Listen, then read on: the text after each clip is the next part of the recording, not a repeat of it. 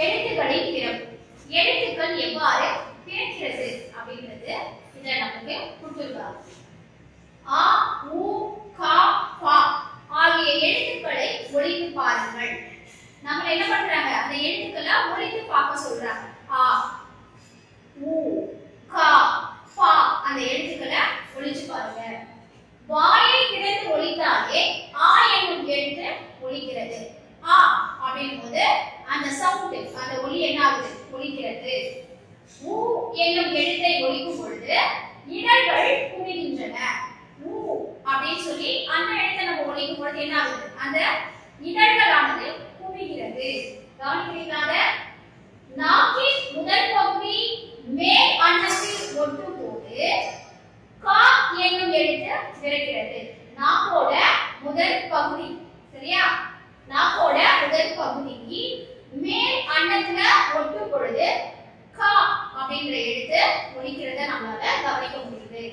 பா என்னும் எழுத்துக்கள் இதழ்கள் இரண்டு ஒட்டுவதால் பிறக்கிறது. பா அப்படிங்கும் போது ரெண்டு இதழ்களும் சேரும் பொழுது என்ன ஆகுது, அந்த ஒலி பிறக்கிறது. இவ்வாறு ஒவ்வொரு எழுத்துக்கும் பிறக்கும் விதமும் பிறக்கும் முயற்சியும் வெவ்வேறாக உள்ளன. சரியா? ஒவ்வொரு எழுத்துக்கும் அதனுடைய எழுத்துக்களுடைய ஒலி பிறக்கிறது வெவ்வேறாக இருக்கு அப்படின்றத சொல்றாங்க.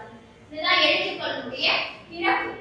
இந்த எழுத்துக்களுடைய பிறப்பு எங்கெல்லாம் எழுத்துக்கள் அதனுடைய ஒலியானது எந்த இடத்துல இருந்து வெளியில வருது அப்படின்றத பத்தி தான் நம்ம இந்த பாடத்துல தெரிஞ்சுக்க போறோம். கழுத்து, மார்பு, மூக்கு, தலை, இதழ், நாக்கு, பல், மேல்வாய், அன்னம் இப்படி வெவ்வேறு இடங்கள்ல இருந்து ஒலிகளானது பிறக்கிறதுனால வெவ்வேறு எழுத்துக்கள் நமக்கு உருவாகுது அப்படின்றத சொல்லியிருக்காங்க.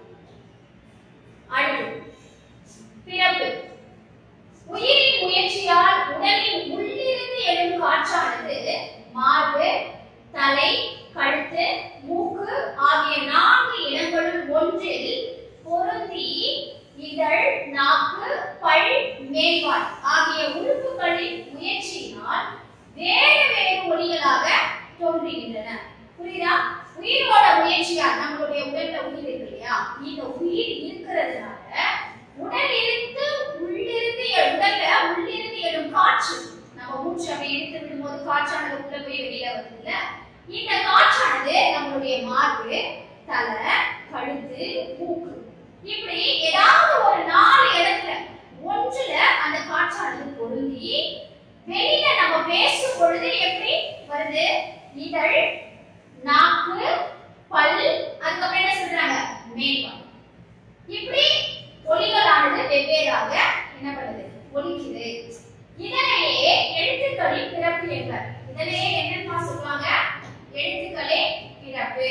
எழுத்துக்களின் பிறப்பு அப்படின்னு சொன்னா என்ன, எழுத்துக்களுடைய பிறப்பு என்றால் என்ன அப்படின்னு கேட்டா இதுல இருந்து இது வரைக்கும் நீங்க என்ன பண்ணணும், ஞாபகம் வச்சுக்கணும். எழுத்துக்களுடைய பிறப்பு இதுதான் முக்கியம். மார்பு, தலை, கழுத்து, மூக்கு, அதுக்கப்புறம் இதழ், நாக்கு, பல், மேல்வாய்.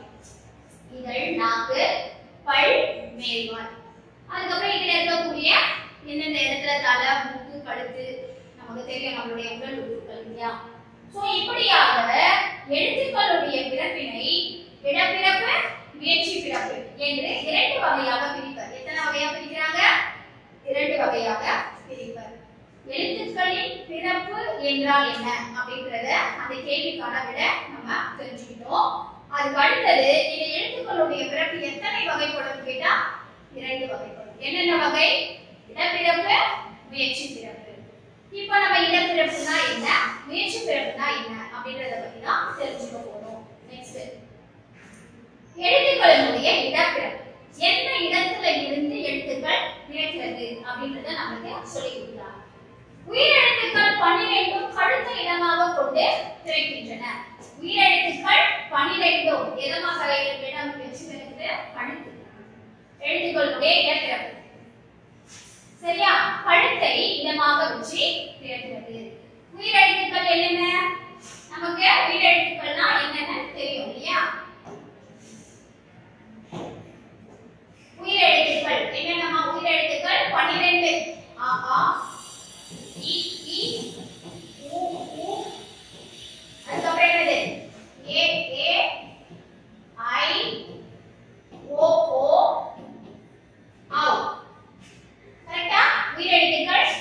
12 கழுத்தை இடமாக கொண்டு பிறக்கிறது.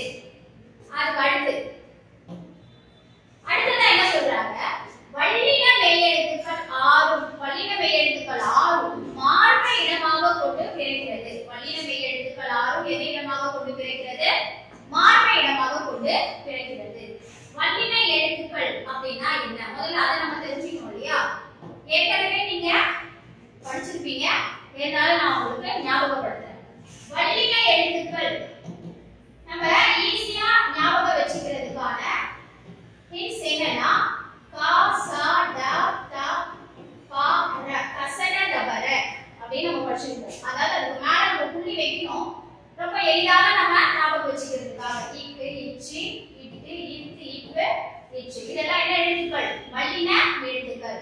அதாவது மெய் எழுத்துக்கள் மொத்தம் 18 இல்லையா? மெய் எழுத்துக்கள் மொத்தம் எத்தனை? 18. இந்த 18 மெய் எழுத்துக்களை மூணா என்ன பண்ணிருக்காங்க? பிரிச்சிருக்காங்க.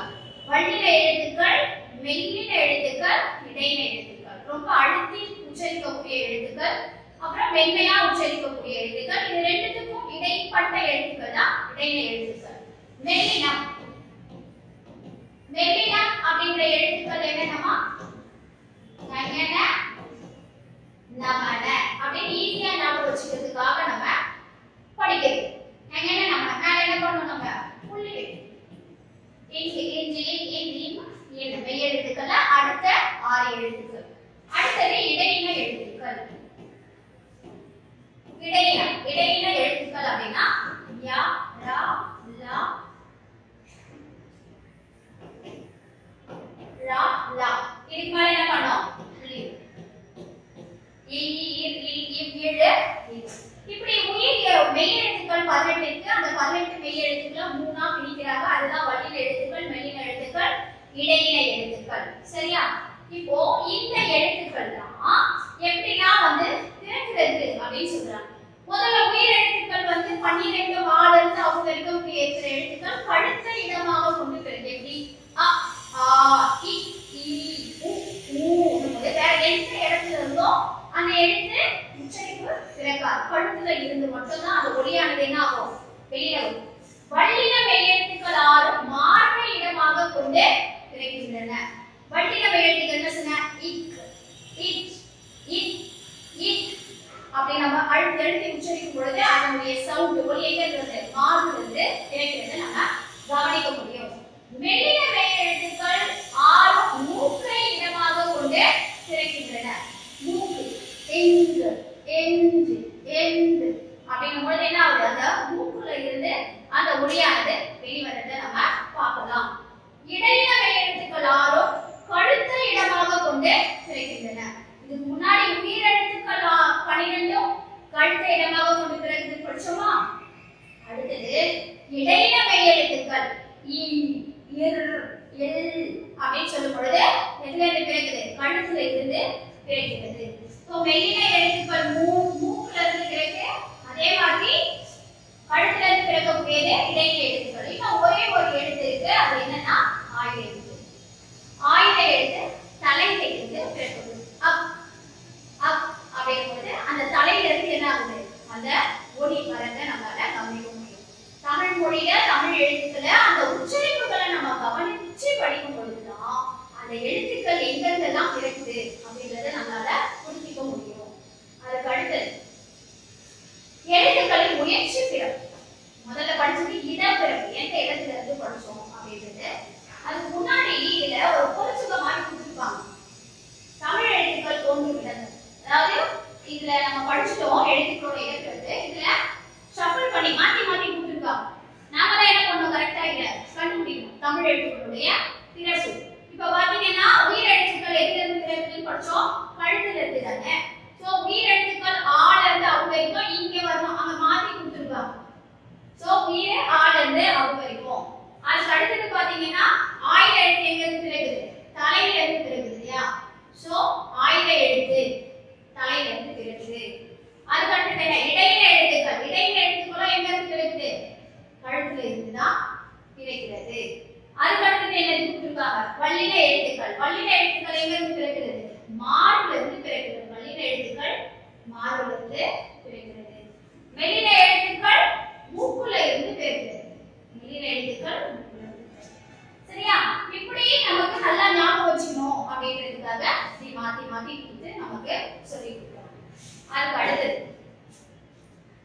திறம் ஆ ஆ ஆகிய இரண்டும் வாய் திறத்தலாகிய முயற்சியால் கிடைக்கின்றன.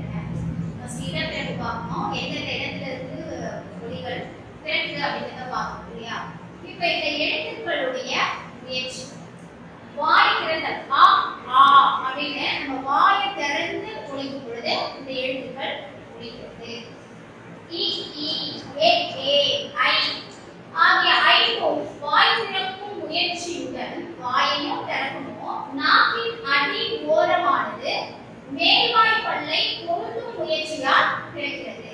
நம்ம சொல்லி பார்க்கும் பொழுது நமக்கு தெரியும் இந்த எழுத்துக்களை நீங்க உச்சரிக்கும் பொழுது இ இ அப்படிங்கும்போது இந்த நாக்கோட ஓரத்துல அந்த மேல்வாய் பல் பொருந்துறது நமக்கு தெரியும். சரியா? இப்படிதான் வந்து எழுத்துக்கள் கிடைக்கிறது. உ ஊ ஓ ஓ ஔ ஆகிய ஐந்தும் வாய் திறக்கும் முயற்சியுடன் இதழ்களை குவிப்பதால் கிடைக்கிறது. புரியுதாமா? இதழ்களை குவிப்பதால் உ ஊ ஓ ஓ ஔ இதழ்கள் குவியும் பொழுது இந்த எழுத்துக்கள் கிடைக்கிறது. எழுத்துக்களுடைய முயற்சி கிடைக்கிறது. பாருங்க, அ ஆ வாய் திறக்கிறதுனால கிடைக்கிறது. இ இ ஏ ஏ ஐ வாய் திறக்கிறதுனால நாக்கோட அடி ஓரமானது மேல்வாய்கள் பொருந்துவதனால கிடைக்கிறது. உ ஊ ஓ ஓ ஔ வாய் திறத்தல் இதழ்களை குவிப்பதனால கிடைக்கிறது. புரியுதா? அடுத்து மெய் எழுத்து. மெய் எழுத்துக்கள்ல எப்படின்னா வந்து எழுத்துக்கள் கிடைக்கிறதுன்றத பார்த்தோம். அதுக்கு அடுத்தது மெய் எழுத்து. இக் இங் ஆகிய இரு மெய்களும் நாவின் முற்பகுதி அன்னத்தின் அடிப்பகுதியை பொருந்துவதால் கிடைக்கின்றன. இதுதான் இயல்பான நாக்கு. இந்த நாக்கானது இங்க பாருங்க, ஒவ்வொரு எழுத்துக்களும் எப்படின்னா வந்து திறக்கும் பொழுது அதனுடைய நாக்கு வந்து எந்த அளவுக்கு மேல்வாய் பல்ல அன்னம்னா மேலே இருக்கக்கூடிய அந்த பகுதியை தான் நம்ம என்ன சொல்லுவோம், அன்னம் அப்படின்னு சொல்லுவோம். சரியா? இதுல பொருந்துறதுனால என்ன ஆகுது, எழுத்துக்கள் இக் இங் ஆகிய ரெண்டு மெய்களும் நாவின் முற்பகுதி அன்னத்தின் அடிப்பகுதி பொருந்துறதுனால கிடைக்கிறது. இக் இங். புரியுதா? அடுத்து இச் இஞ்ச் ஆகிய ரெண்டு மெய்களும் நாவின் இடைப்பகுதி, நாவோட இடைப்பகுதி நடு அன்னத்தின் மேல நடு அன்னத்தின் இடைப்பகுதியை பொருந்துவதால் கிடைக்கிறது. இச் இஞ்ச் நம்ம எழுத்துக்களை உச்சரிச்சு பார்க்கும் பொழுதுதான் அது எந்த அளவுக்கு வந்து பொருந்துது அப்படின்றத நம்ம பார்க்க முடியும். இட் இன் ஆகிய இரு மெய்களும் நாவின் நுனி அன்னத்தின் நுனி, நாவோட நுனி அன்னத்தோட நுனி. இட் மரியா மேல இட் இன் மேல அந்த அன்னத்துல போய் வர டச்சா பொருந்துவதால் கிடைக்கிறது. அடுத்து இட் இன் ஆகிய இரு மெய்களும் மேல்வாய் பல் அடியை நாக்கின் நுனி பொருந்துவதால் கிடைக்கிறது. இன் இன் இப்படி எழுத்துக்கள் என்ன ஆகுது, கிடைக்கிறது. அடுத்து இம் இம் ஆகிய இரு மெய்களும் மேலிடலும் கீழிடலும் சேர்றதுனால கிடைக்கிறது. இம் இம். அடுத்து ஈ ஈ அந்த எழுத்து நாக்கின் அடிப்பகுதி மேல்வாயின் அடிப்பகுதியை பொருந்துவதால் கிடைக்கிறது. ஈ. அடுத்து இர் இல் ஆகிய இரு மெய்களும் மேல்வாயை நாக்கின் நுனி வருடுவதால் கிடைக்கின்றன. இர் இல் இந்த நாக்கோட நுனி என்ன பண்ணுது, மேல போய் தொடுது. இல் இல் இது மேல்வாய் பல்லின் அடியை நாக்கின் ஓரங்கள் தடித்து நெருங்குவதால் கிடைக்கிறது. இல். கேட்பீங்களா? இந்த லா இருக்குல்ல, லா இந்த அததான் நம்ம இல்லன்னு சொல்றோம். இந்த நாக்கு வந்து மேல முதல்லயே என்ன ஆகணும், டச் ஆகும். இல். அடுத்து இல் இல் இது மேல்வாயை நாக்கின் ஓரங்கள் தடித்து தடவுவதால் கிடைக்கிறது. சரியா? இப்ப நமக்கு வந்து இந்த இதெல்லாம் வந்து பாத்தீங்கன்னா வார்த்தைகள் எழுதும் பொழுது இந்த குண்டுலா இதை குண்டுலான்னு சொல்றோம்ல, இந்த எழுத்து போடுறதா இதை வந்து நம்ம என்ன சொல்றோம், பெரிய இல்லை அப்படின்ற மாதிரி சொல்லுவோம். இதெல்லாம் எங்களுக்கு நிறைய பிழைகள் வருது அப்படின்னா நம்ம எழுதும் பொழுது படிக்கிறோம். ஆனா இது இந்த எழுத்துக்கள் எல்லாம் எங்களுக்கு பிழைகள் வருது அப்படின்ற மாதிரிலாம் நம்ம நிறைய சொல்றோம். நம்ம எழுத்துக்களை படிக்கும் பொழுது எப்படி உச்சரிக்கிறோமோ அதே மாதிரி தான் நம்ம என்ன பண்ணணும், எழுதுறதுக்கும் பயிற்சி செய்யணும். சரியா? இல் அப்படின் பொழுது அத படிக்கும்போது கடல் கடல் அப்படின் பொழுது இல்ல இந்த இடத்துல வந்து முன்னாடி வந்து நம்ம டச் பண்ணணும். அந்த இல்ல அப்படிதான் உச்சரிப்பு படிக்கணும். அப்பதான் நமக்கு என்ன வராது, பிழை வராது.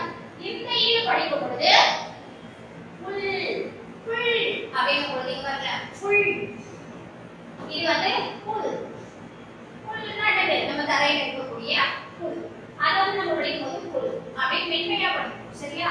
கொஞ்சம் அழுத்தி சொல்லணும். அடுத்தது இல்ல, இது வந்து பாத்தீங்கன்னா புல் புல் இல். அந்த இல்ல என்னது, உள்ள போய் மடிதா, அந்த உச்சரிப்பை நம்ம கவனிக்கணும். இதனுடைய இது வந்து புல் அப்படின்னா பறவை அப்படின்னு அர்த்தம். சரியா? சோ இப்படி நிறைய வித்தியாசங்கள் வந்து நமக்கு இருக்கு. அடுத்து நம்ம எழுத்துக்களுடைய பிறப்பு, எழுத்துக்களை நாம எப்படி உச்சரிக்கிறோம் அப்படின்றது ரொம்ப ரொம்ப முக்கியம். இதுல நீங்க தெளிவா என்ன பண்ணுங்க, புரிஞ்சுக்கணும். இது மேல்வாய் பல்லை கீழ் உதடு கொள்ளுவதால் கிடைக்கிறது. மேல்வாய் பல்லை உதடு கொள்ளுவதால் கிடைக்கிறது. அடுத்தது இச் இன் ஆகிய ரெண்டு கைகளும் மேல்வாயை நாக்கின் நுனி மிகவும் கொள்ளுவதால் கிடைக்கிறது. எதுமா இச் இன். இந்த ரெண்டு கைகளும் மேல்வாயை நாக்கோட நுனி மிகவும் ஒதுக்குவதனால கிடைக்கிறது. இதுதான் எழுத்துக்கள் தான் கிடைக்கிறது அப்படின்றதை இந்த பாடத்துல சொல்லி. அடுத்தது சார்பெழுத்துக்கள். சார்பெழுத்துக்கள்னா பிற எழுத்துக்களை சார்ந்து வரக்கூடிய எழுத்துக்கள் தான் என்னது, சார்பெழுத்துக்கள். ஆயுத எழுத்து வாயை திறந்து ஒலிக்கும் முயற்சியால் கிடைக்கிறது. ஆயுத எழுத்து அக் அப்படின்னு வாயை திறந்து ஒலிக்கிறதுனால கிடைக்கிறது. பிற சார்பெழுத்துக்கள் யாவும் தத்தம் முதல் எழுத்துக்கள் போன்ற விடைகளிலேயே அவை பிறப்பதற்கு உரிய முயற்சிகளை கொண்டு தாமும் பிறக்கிறது. சார்பெழுத்துக்கள் எதை கொண்டு பிறக்கிறது, முதல் எழுத்துக்கள் எப்படி வந்து பிறக்கிறதோ அதை கொண்டுதான் சார்பெழுத்துக்களும் என்ன எழுத்துக்களுடைய உச்சரிப்பும் பிறக்கிறது அப்படின்னு சொல்றாங்க. சார்பெழுத்துக்கள் மொத்தம் தமிழ் எழுத்துக்கள் பாத்தீங்கன்னா 247 எழுத்துக்கள். அதுல முதல் எழுத்துக்கள் 30. முதல் எழுத்துக்கள்னா என்னன்னு படிச்சிருப்போம் ஏற்கனவே. உயிர் எழுத்துக்கள் 12, மெய் எழுத்துக்கள் 18. இணைந்து 30 எழுத்துக்கள் என்னது, முதல் எழுத்துக்கள். இந்த முதல் எழுத்துக்களை சார்ந்து வரக்கூடிய எழுத்துக்கள் தான் என்னது, சார்பெழுத்துக்கள். 216 எழுத்துக்கள் இருக்கு சார்பெழுத்துக்கள். ஆயுத எழுத்து 1. உயிர்மெய் எழுத்துக்கள் சொல்றோமா, உயிர்மெய் எழுத்துக்கள் கால இருந்து காக்கா கி கு இப்படி இருக்கக்கூடிய எழுத்துக்கள் எல்லாமே சார்பெழுத்துக்கள். இதுல பாருங்க, முதல் எழுத்துக்கள் உயிர் எழுத்துக்கள் 12, மெய் எழுத்துக்கள் 10. இந்த உயிர் எழுத்துக்கள் 12 தான் என்ன பிரிக்கிறோம், உயிர் எழுத்து நெடில் எழுத்து பிரிக்கிறோம். உயிர் எழுத்து 5, நெடில் எழுத்து 7. மெய் எழுத்துக்கள் 18 மூன்று வகையா பிரிக்கிறோம். வள்ளினா மெல்லினா இடை. இது எல்லாமே நம்ம இப்போ படிச்சோம் இல்லையா? இப்போ இது எல்லாமே நீங்க என்ன பண்ணணும், நோட்ல நோட் பண்ணி வச்சு எப்பவுமே இத ஞாபகப்படுத்திக்கிட்டே. இது ரொம்ப முக்கியமானது.